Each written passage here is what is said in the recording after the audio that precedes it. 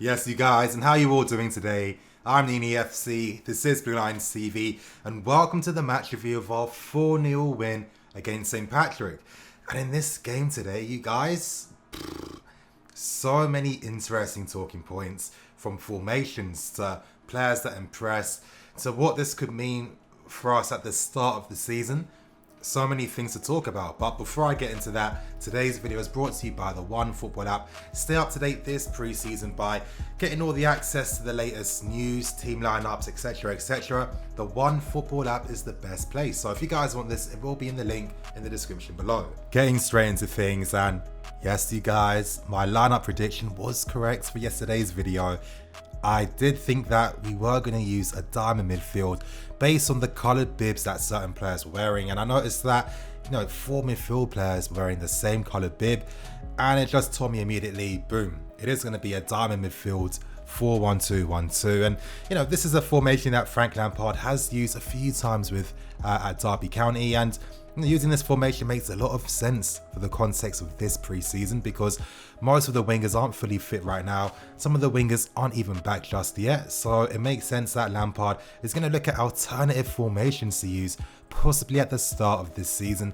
Anyway, one guy I do want to focus on today is none other than Mason Mount, and I keep telling you guys, this guy's a serious talent. He really is. I don't really understand some of the doubt from the fan base when it comes to his abilities. It's almost as if people think that Mason Mount is like McTominay or like Lingard or something, Mason Mount is a lot better than people think he is. Very inventive, very aggressive when it comes to attacking as well. And this game today really sums up why Mason Mount is our best option playing in the centre attacking mid position. And I just want to talk about some of the things that was happening in this game. And then after that, I'm going to talk about some of the tactical stuff that I noticed using this formation. But anyway, immediately with Mason Mount is the fact that he really led the line when it came to pressing, and he's the type of player that you want. He is a modern day Cam in the sense that, with Cams these days, they're not like the classic Cams of 10 years ago. Cams these days are kind of like midfield players. They have to be able to play between the lines in the half spaces, as well as being able to have an attacking option from deep as well. So Mason Mount really is the modern day player when it comes to this, and we saw immediately with this the system and Lampard's lineup and formation. Lampard is going for a very aggressive pressing system, and to be able to do justice to the system, you need players like Mason Mount playing in the team. And I say this because, when it comes to football these days, it's all about 11 players complementing what the manager wants.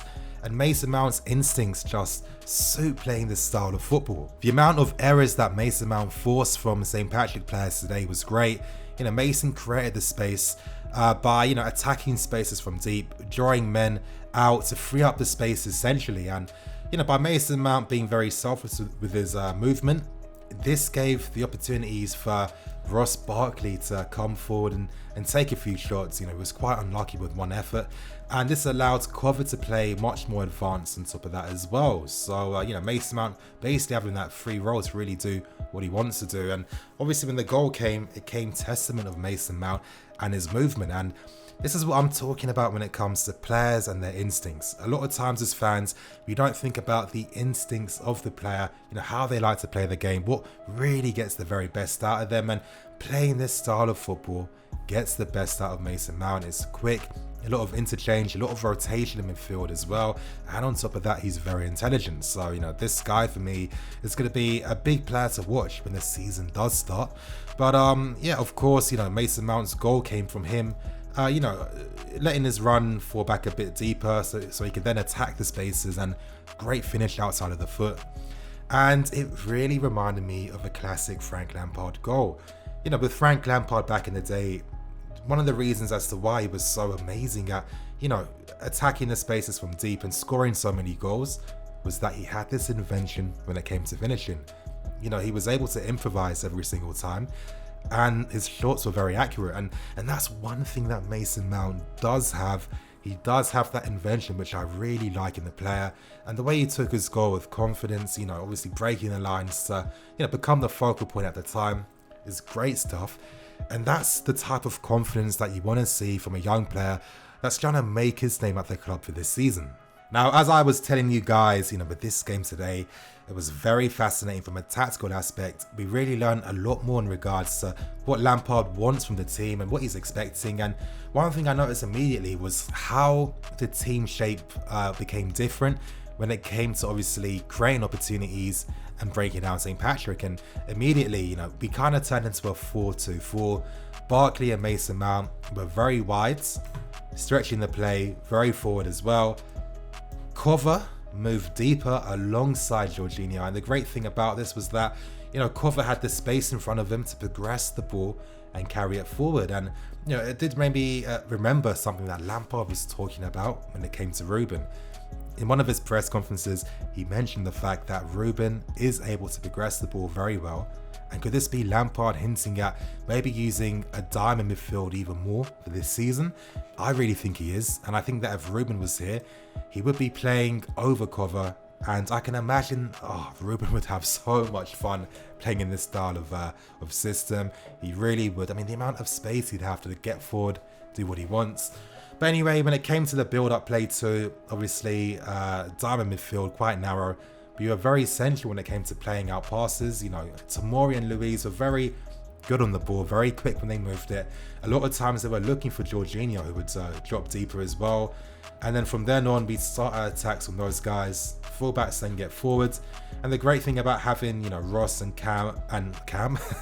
Ross and Mason Mount, playing in the half spaces is that it allows the fullbacks to really get forward. And this is a very attacking system. This really is. And you can see the amount of goal scoring chances that you can create. And it makes you wonder, once some of the big boys are back in the team, imagine how fluid we could look. Looking at this game today, we had about 30 shots, throughout the entire game, 16 on target.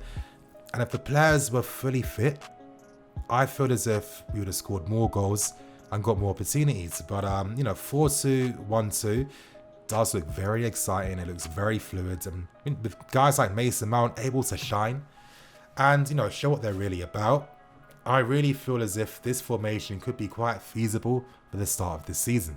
A few more tactical observations, and when it came to defending off the ball, we did use a flat midfield 4, which makes a lot of sense. And of course, one of the strikers might drop deep if they have to. And yeah, very solid. It's all about, keeping your shape in the central areas. And by doing this, you want to force the opposition out wide. I'm going to use Tammy as an example, but you want to force the opposition out wide to use the ball. And hopefully then they're either going to, pass the ball back into midfield so we can quickly win the ball back and start a counter-attack, or they're going to just cross the ball in aimlessly, and of course we can win the ball back and start a counter-attack. So yeah, that's how Lampard wants the team to play. Very fluid, very attacking, very quick, and I thought it was an impressive first half. Now moving on to the second half, and we saw the introduction of the 4-2-3-1 formation. We all kind of expected that. As I told you guys already, I was sent photos of the players and, different kind of training bibs, and I kind of noticed that, a lot of things were looking familiar. I was seeing certain patterns and I realized, okay, these are going to be the formations for tomorrow. But anyway, getting straight back to things, it was a bit different in today's formation. There wasn't any Ampadu or Drinkwater in the pivot. Instead, it was Bakayoko and Gilmore. And honestly, I'm going to start off by talking about Billy Gilmore. The guy's a baller. The guy is a baller. There's a reason why this guy's called the Scottish Cesc Fabregas. I mean, the way he just dictated the game. I was kind of having flashbacks of Josh McEachran back in the day. Quite similar in regards to looking very press resistant. Moved the ball very quickly as well. Really dictated proceedings on top of that as well. And the way he really used the ball. A lot of very accurate cross-field passes. He found the fullbacks, which he has to do, playing in the pivot in a 4-2-3-1, because it's all about getting the fullbacks up very high to stretch the game and get that width. Now, when it comes to Billy, I'm expecting him to maybe get a few opportunities during Carabao Cup games. I think that his pre-season's really coming along quite well. Very confident, and this is what I mean when it comes to the academy. We produce winners. I mean, if these guys are constantly winning trophies every single year, you need to have the right mentality to do that. You need to be able to have that focus, that desire, and that winning mentality to never give up. And there's a reason why whenever these guys play, they look at home and they look confident. And Billy Gilmore, he can become a very impressive player. I don't see Jorginho staying here forever. And when he goes, it seems like we already have a replacement in Gilmore. I think maybe in a season or two, Gilmore could be ready to completely replace him. And, you know, if you're a Scottish person, you're very excited. You really are, because this guy looks like a real promise. However, when you compare Gilmore to his counterpart in midfield, Bakayoko, and I'm sorry you guys, Bakayoko just isn't for us. He isn't the style of player. I mean, I've said since before the guy even came, the guy really is a defensive midfield player. You know, a lot of people gassed it because, yeah, you know, he does look decent carrying the ball forward, but that doesn't really matter. And what end products ever came from his forward runs? Nothing. So Bakayoko, for me, his use of the ball, he doesn't move it quickly enough. He doesn't see the patterns. I feel as if this style of football, you need to have technicians in midfield. Bakayoko isn't that player. Obviously, going to Paris Saint-Germain would be interesting for him. Hopefully that does happen, but I really feel as if he's not really needed.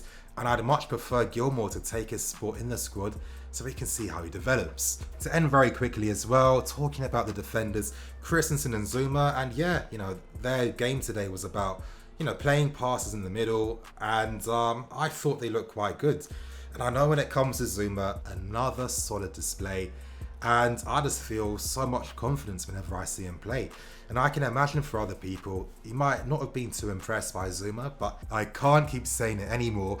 The guy weighs over 200 pounds. He's very dense, he's very heavy. So when he plays the game, he's not going to have that natural fluidity. I mean, he isn't.